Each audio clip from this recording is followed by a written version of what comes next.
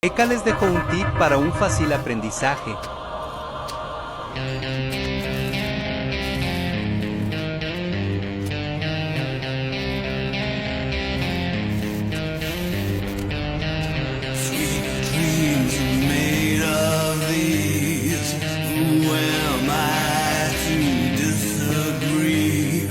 Eres un aficionado en este arte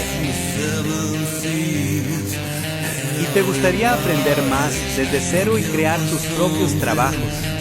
Entra al link de mi perfil para más información.